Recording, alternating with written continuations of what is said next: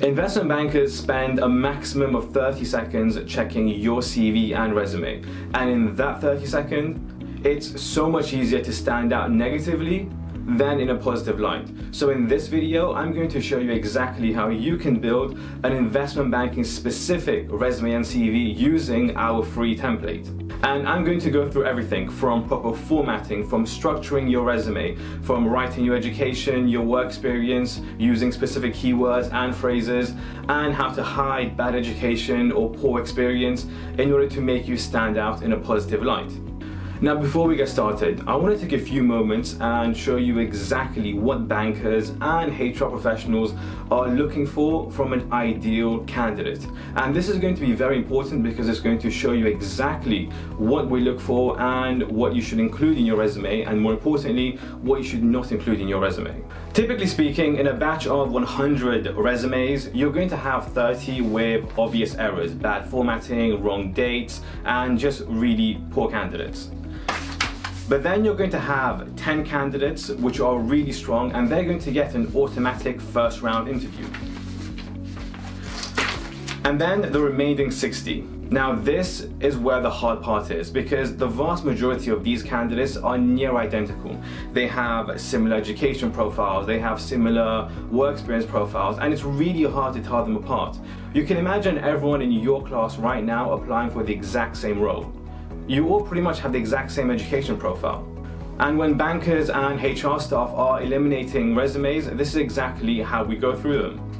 Poor formatting, rejected. No clear finance interest, rejected. Members of the investment club, marketing club, trading club, rejected. No finance experience, rejected. Missing grades and missing dates, rejected. Seems too entrepreneurial, rejected.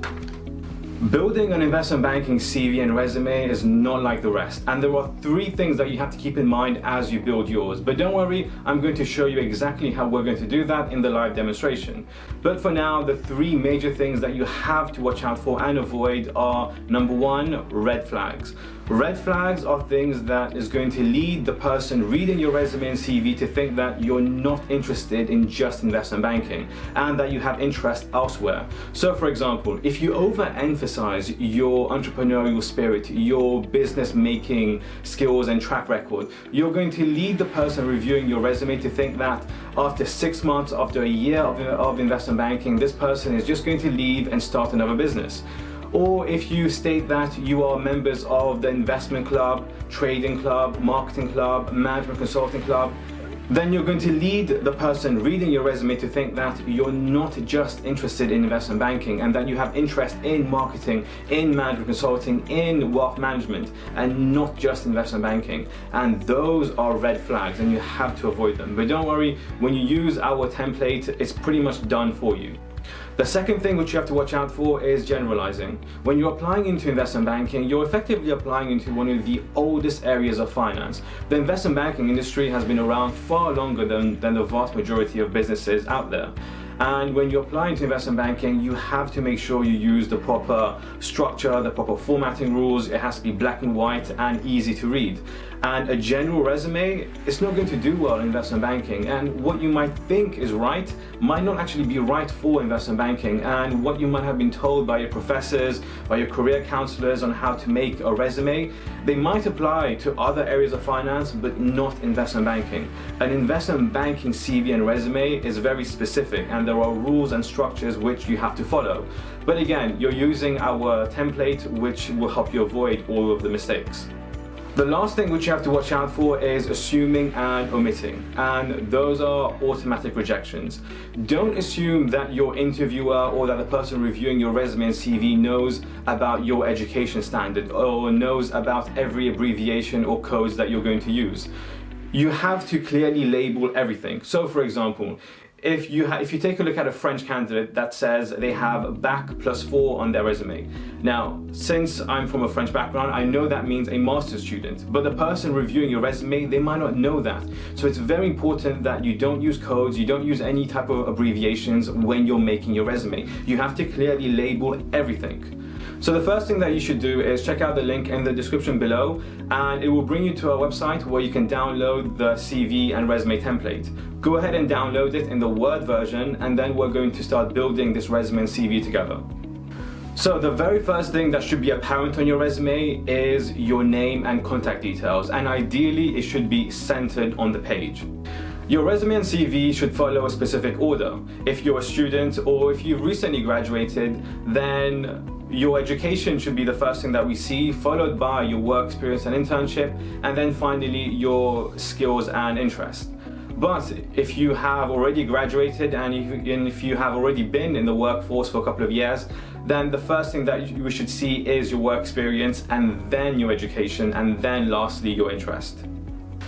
So I'm going to assume that you're a recent graduate, and we're going to start off with the education section.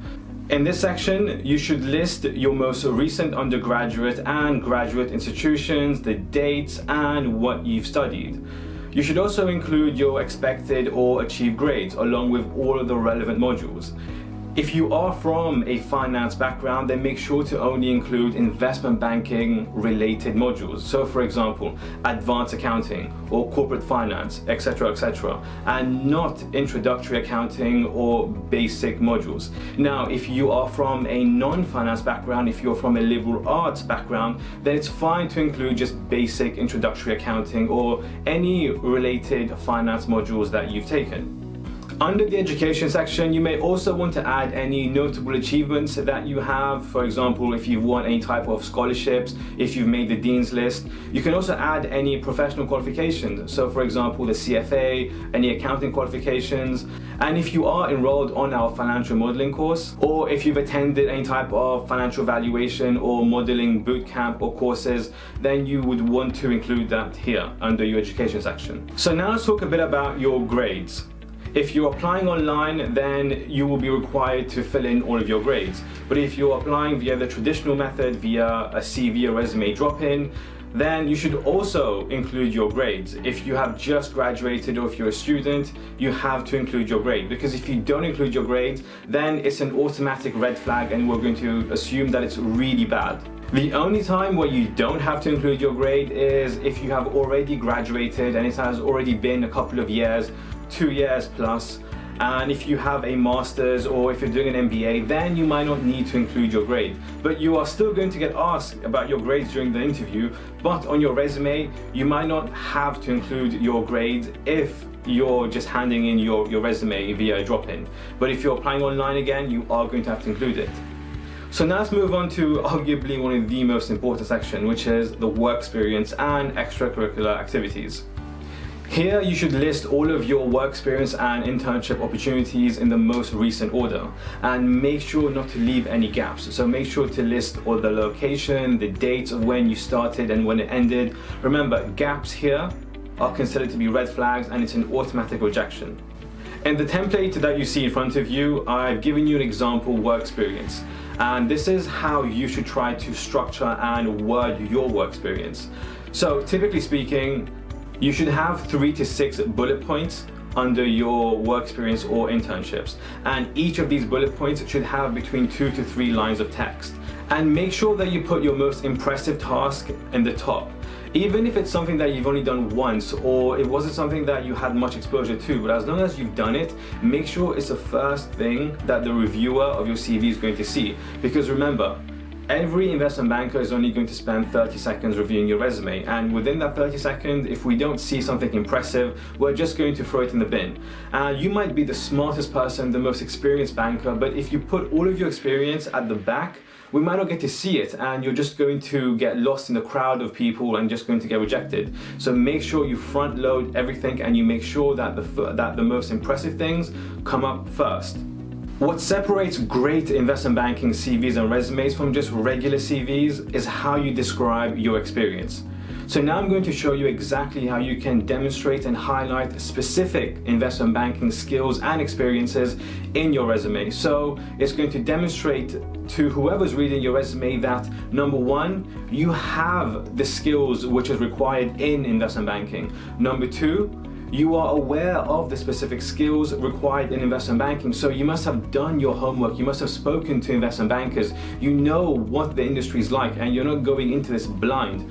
And number 3, whenever you use specific investment banking keywords, specific phrases, it's going to jump out at whoever's reading your resume. It's going to demonstrate that this person has done their homework, they know what they're talking about, that this person is credible. The following is what's going to differentiate you from everyone else and really make you stand out.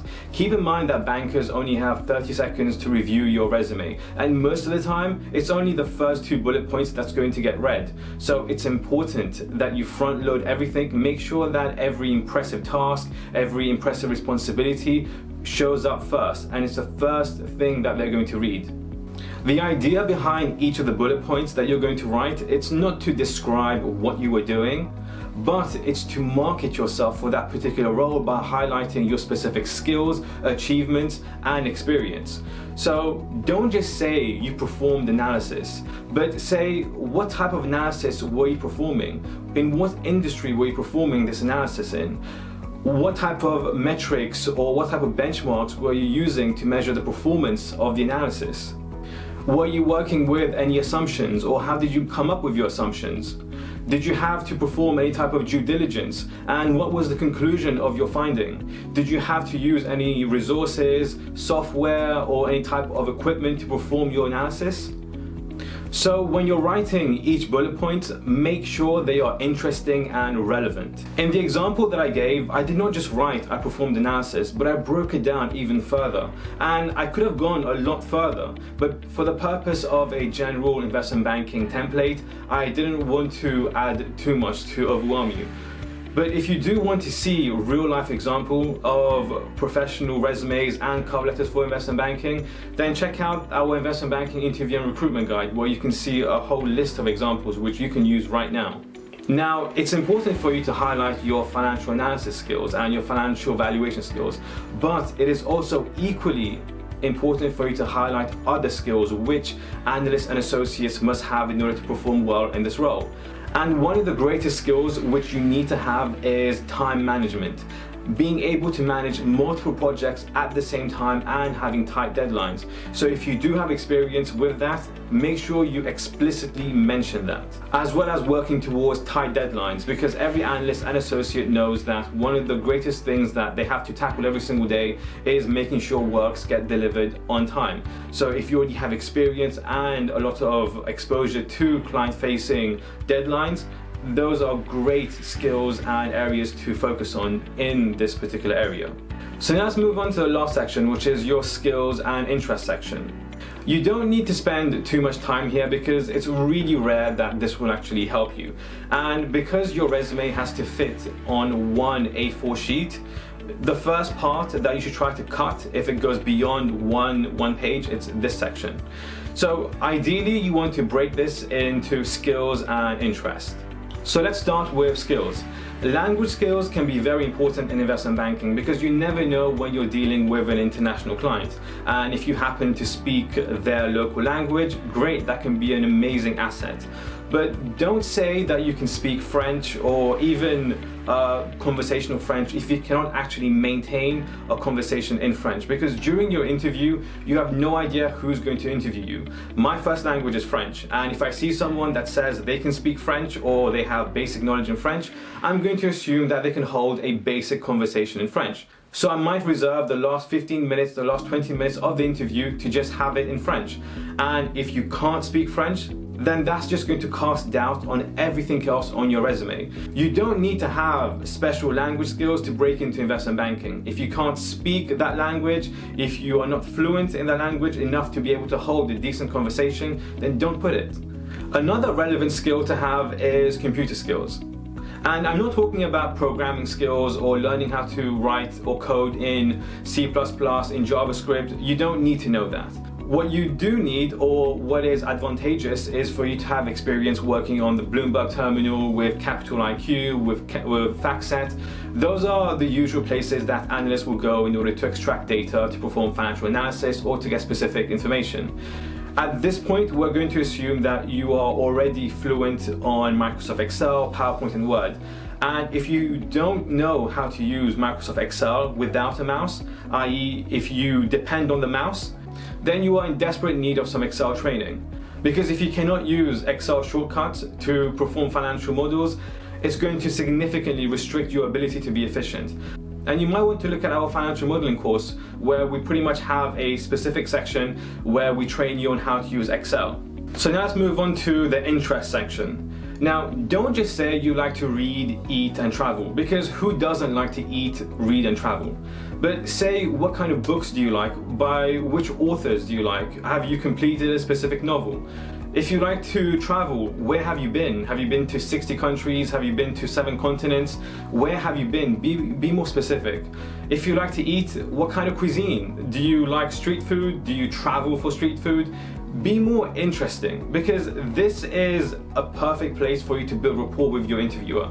During the interviews, sometimes you can actually strike up a conversation about your interest. If you and the interview have similar interests, you can pretty much build rapport just because of this. So don't ignore this section. Make sure that you keep it interesting and you keep it lighthearted, but don't be generic and don't just say vague things like I like to read, eat, and sleep.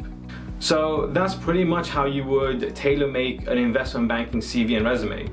Now, before I talk about the exceptions on your resume, I want to just give you 2 notes. Number 1, make sure you can go through your resume and specifically every single line of your resume. Give it to someone, ask them to question you on every single line, and if you find that you cannot explain every single line, every single thing which you've mentioned on your resume, go back and fix it. During your interview, everything is fair game, and you have to be able to explain every single line on your resume, every single date, every single grade, every single experience, every single responsibility.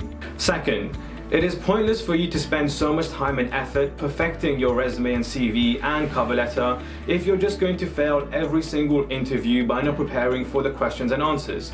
Check out our investment banking interview and recruitment guide, which will pretty much walk you through every single step on how to break into investment banking. We go through over 600 questions and answers, as well as giving you multiple resume and cover letter templates for you to use.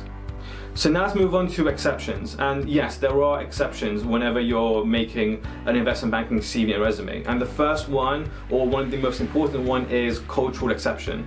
In some parts of this world, particularly Southeast Asia, it's acceptable, it's culturally acceptable for you to put your picture on your resume. Now, if you live in an area or a region which that is acceptable, then go on. That's fine, you can do it. But if you live in North America, Europe, and some parts of Asia and Middle East where that is not common, do not put your picture on your resume or put graphs or charts or anything like that. Your resume and CV is not a piece of art, so don't be creative. Number 2 is poor grades. Some candidates, they don't want to put their grade on their resume, and that is an automatic red flag. You have to put your grades on your resume. Even if you don't and you manage to get an interview, you are going to get questioned on your resume. Third, it's not really an exception, it's more of a rule. When you're making an investment banking CV or resume, the length should be 1 page. And this is for junior roles. So if you're applying for an internship or a full-time role as either an analyst or an associate, it should ideally be 1 page. Multi-page resumes and CVs are fine for other industries, but for investment banking, it should be 1 page. Now, there are some exceptions to this.